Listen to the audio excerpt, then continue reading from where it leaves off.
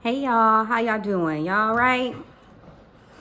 Hopefully everybody's blessed. I'm certainly have been blessed. I've been studying the word and I feel like it's been blessing me, and God has been giving me a lot of revelation. So of course when I get something I want to share it with you. So I encourage you to just listen and let God speak to you, and hopefully you'll be blessed by this word. And take notes and leave comments or share the message if you feel like it's something that you learned from. I would greatly appreciate it. And we'll be in Ruth chapter 1 today. I'll mainly be focusing on 1, but of course I'll skip around in the chapter and incorporate some other chapters. So take notes, and after the message, look them up for yourself and see what you learned through the notes as well. So here we go. We're in the New King James Version, and it's wordy, so bear with me. We will get through it together. Now it came to pass in the days when the judges ruled that there was a famine in the land. And a certain man of Bethlehem, Judah, went to dwell in the country of Moab. He and his wife and his 2 sons, the name of the man was Elimelech, and the name of the wife was Naomi. And the names of his 2 sons were Mahlon and Chilion, Ephrathites of Bethlehem, Judah. And they went to the country of Moab and remained there. Then Elimelech, Naomi's husband, died, and she was left and her 2 sons. Now they took wives of the women of Moab. The name of one was Orpah, and the name of the other was Ruth. And they dwelt there about 10 years. Then both Mahlon and Chilion also died. So the woman survived her 2 sons and her husband. Then she arose with her daughters-in-law that she might return from the country of Moab, for she had heard in the country of Moab that the Lord had visited his people and given them bread. Therefore she went out from the place where she was, and her 2 daughters-in-law with her, and they went on their way and returned to the land of Judah. And Naomi said to her daughters-in-law, Go, return each to her mother's house. The Lord deal kindly with you as you have dealt with the dead and with me.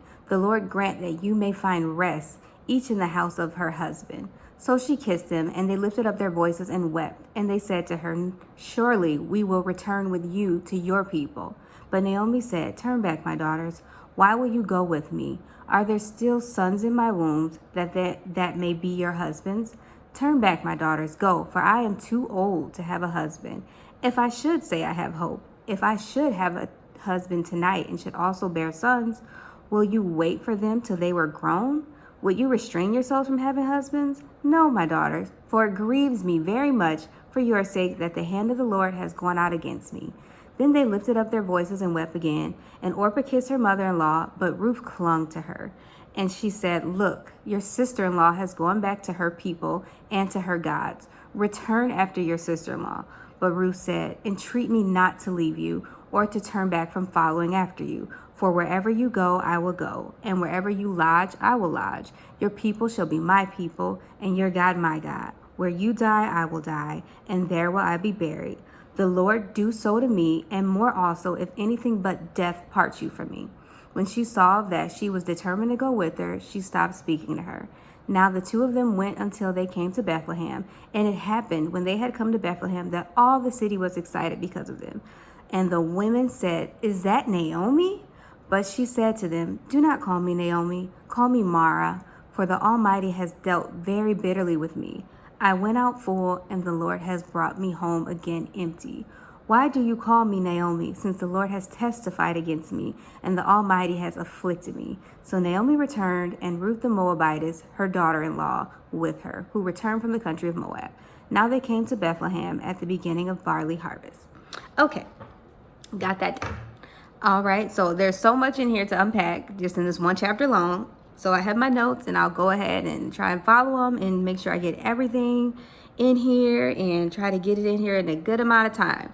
So, well, first, just in case you're not familiar with the book of Ruth, once Ruth is in Bethlehem with Naomi, she goes out and she picks, the leftover barley, the leftover scraps to the field, and she goes to Boaz's field, which happens to be the family's kinsman redeemer, which means that he's one of the closest, the next of kin that can marry her, so that the family legacy lives on and it doesn't die with Naomi's husband and her son. So she ends up, marrying Boaz. He ends up redeeming Ruth, and they have a son. And at the end, Ruth ends up being praised because her daughter-in-law has been so good to her, and she's actually very close with her daughter-in-law's son, who is like a grandson to Naomi herself. So at the end, it actually says that she actually is able to breastfeed him. So it's just miraculous what happens to Naomi after such loss and tragedy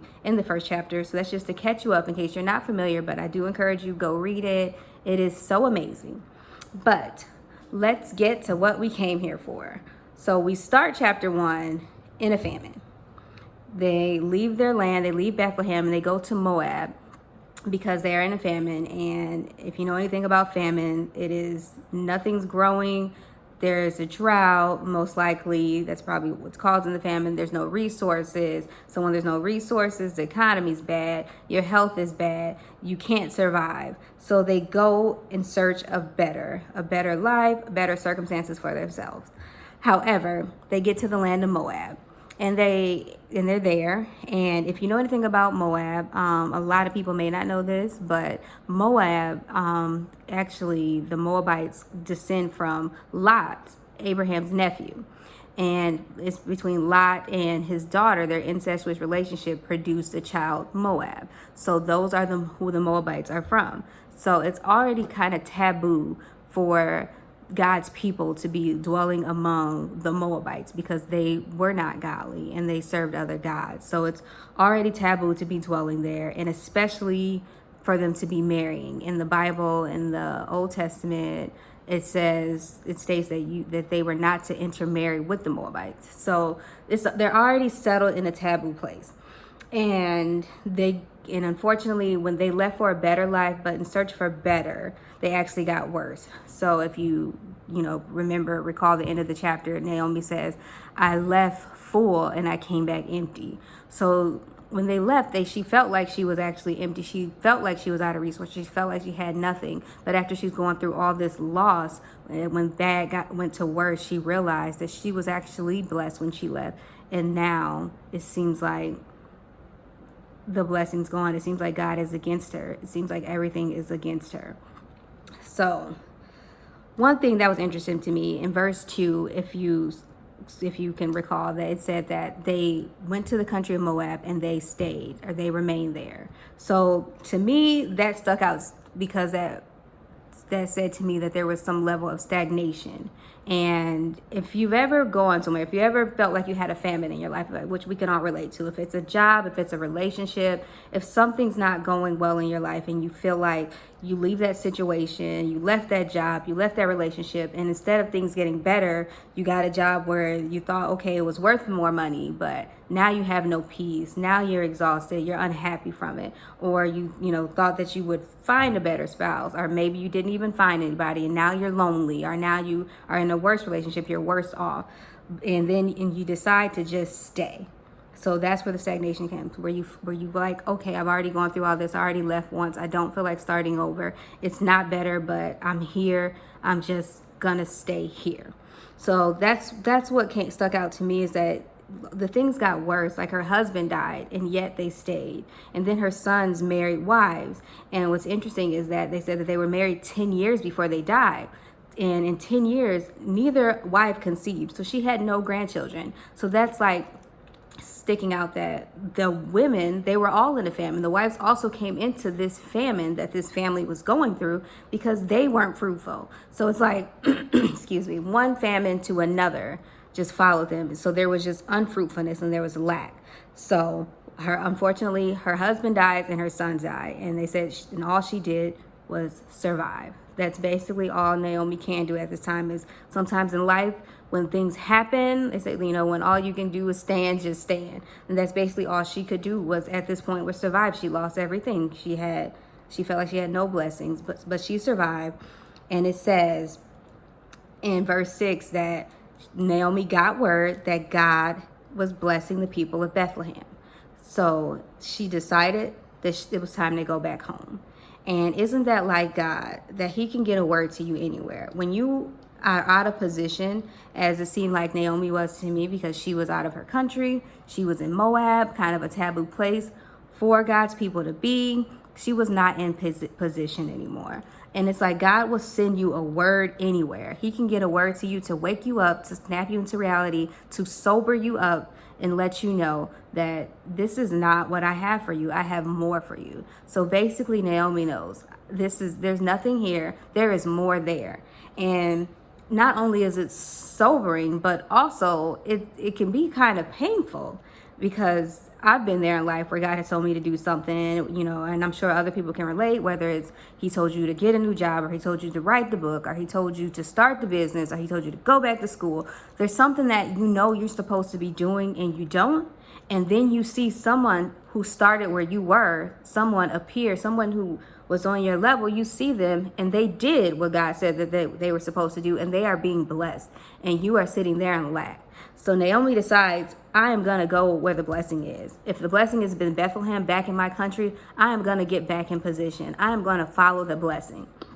But, Naomi still feels like, maybe it seems like she feels cursed at this time. She said, call me Mara. Mara means bitter. Naomi was like, don't call me Naomi. Naomi's supposed to mean pleasant, sweet, delightful. Don't call me these things. Call me bitter. I am not those things anymore. So Naomi, even though she has her bitterness, she's going back home, but she doesn't want to afflict her daughter-in-laws anymore. It seems like they've been great to her. She said their praises. She said they've been really good to her, and they dealt with the dead. They dealt with this lack. They've been in lack all this time. So if they dealt with the dead, they dealt with tragedy. They stayed with her throughout her tragedy. They had her and they did not leave her. And she's like, I just want better for you guys. Don't suffer with me anymore. Go back to your people. Go back to your God. It's almost like saying, my God is not blessing me, so just go back to your God. But Orpah, she left. She kissed Naomi goodbye, and she eventually returned back. But Ruth, this is the part that I really want to focus on, because I always wonder why this book was called Ruth and not Naomi, because it seems like Naomi is the star of the story. Like, Naomi had the suffering. Naomi moved to Moab, and Ruth came back because of Naomi. And though it was, they were redeemed through Ruth's marriage, at the end it was like Naomi's praises were sung again, and Naomi had this grandson who was like a grandson-in-law, and things went really well for her. So it seems like she's the star of this story. So I always wonder, why was the book called Ruth and not Naomi? Well, in verse 16, where you see Ruth's words, where she was like, don't entreat me to leave you. I am following you. I am dwelling with you. I am ride or die. I'm going to die with you. Like, your God is my God. I have no other gods.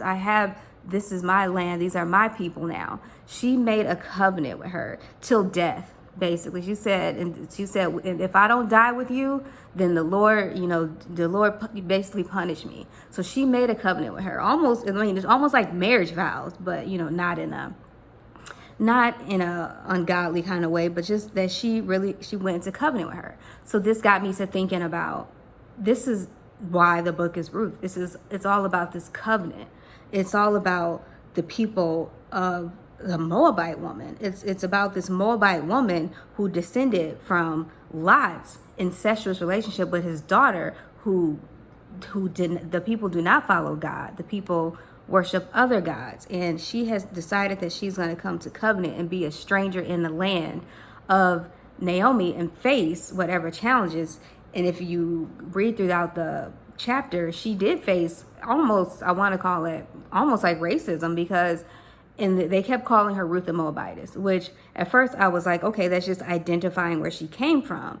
And, that's just saying, oh, well, she is a Moabite. So they're identifying her. But what it meant to be a Moabite was that you came from incest. You came from something ungodly. You're not godly. You're not one of us. So during this whole thing, they called her Ruth the Moabitess. So Ruth dealt with that for God's covenant. She dealt with that. So I started to think about other covenants that were in the Bible that were kind of important, that this kind of related to. So first, Ruth marries the kinsman redeemer, Boaz, as I mentioned before. Boaz's mom was actually from Jericho. So Boaz already was familiar with what it's like to be a woman from a strange place, a woman who was not originally one of God's people, who got adopted through a covenant.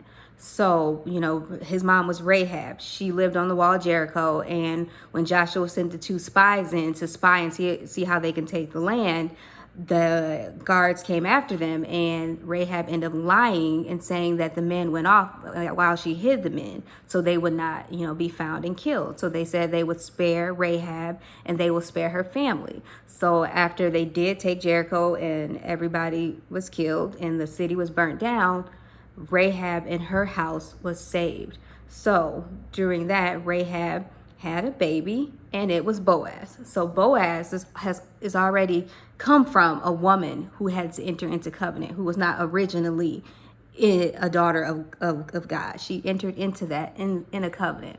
So that's one thing that really stood out to me. And also the other covenant it kind of reminded me of Abraham. Because if you go back in Genesis, God says, Abraham, leave your father, leave your land, leave your kin, and go. He sent Abraham, and Abraham went into covenant with God, and he obeyed God, and he left. So Ruth, it reminds me, especially since she descended from Lot, and if you know anything about Abraham, Lot was his nephew, and he took Lot with him. Even though God said, leave your kin, he took Lot, and Lot was a lot. So if you read, Lot did a lot of crazy things. So though I felt like Lot, of course, he believed in God, and of course, he believed in everything Abraham saw, I don't know that Lot actually entered into covenant with God just because of, he settled in Sodom and Gomorrah, and a lot of things had happened. So this is almost a adoption moment for Lot's descendants. So it's like him and Abraham were so close, and Abraham was, always prayed for Lot, and don't destroy Lot. Lot's in Sodom and Gomorrah. Please spare it for his sake. So he was always concerned with Lot, and it's just like God remembered Abraham. God remembered Abraham not only through his descendants, but he even went back and got Lot's descendant, Ruth. He even went back and got Ruth to become this line, become a part of the lineage of Jesus. Because if you look, she does become a part of the lineage of Jesus, because, she became King David's great grandma. So that is another covenant that stood out to me. And also, like I said, if you look at the end of Ruth, if you go to the end of the book, they talk about the lineage. And it reminds me of the covenant with Eve, where he says that the seed will defeat the serpent. The seed of the woman will defeat the serpent. The serpent will bruise his head, will bruise the heel, but the seed of the woman will bruise the serpent's head. So it also reminds me of that covenant. So it's like through the lineage, through Ruth coming into this, through Ruth making a covenant with Naomi to serve God, that her seed becomes a part of the lineage of Jesus, because we know King David came from her. She was an ancestor to King David, all the way down to Jesus. So those covenants stands out to me so strongly, and it's just like God can use anybody in a covenant. And it's like Ruth, when she was telling them to go, she was saying, you have been good to me. You guys are my daughter-in-law, but you're no longer bound to me. You no longer have to be my daughter-in-law. So it's, instead of Ruth saying, I'm going to be your daughter-in-law, she became her daughter in covenant. She was like, okay, I'm not bound to you by law, so I'm going to make a covenant. I'm going to be with you because I want to be with you, not because of your son, not because of what you can do for me, not because of what you can give me, but I'm with you because I am going to die with you. And isn't that what our covenant looks like with God? It's like we are no longer bound by law, and we know that Jesus came through her lineage, and through Jesus, the law was fulfilled, and we're not bound by it. But we serve God because of his grace and because of he is good. Like Naomi was pleasant. She was delightful. She had been good to them. Despite the circumstances, Naomi was good. And Naomi showed them what it looked like, what God looked like, what it looked like to be a daughter of God. So she was like, I'm going to serve this God because of you. You're good. So it's just a representation of, because of Jesus, we decide that we are going to serve because Jesus is so good that he redeemed us. Just like Boaz was her kinsman redeemer. He redeemed us. So this covenant is the star of the book of Ruth. It's like we are redeemed through the covenant. So if you get anything from this, it's that we are redeemed through the covenant. And also you hear, like I said, Naomi going out and saying that, will call me bitter, but by the end of the story, so sometimes you can feel like things happen to you when you, even when you take this covenant, even while you're walking with God, you feel like things have happened to you that made you feel bitter, things that happen to you makes you feel like everything's against you, an attack can come and you can go through so much loss that you lose your way.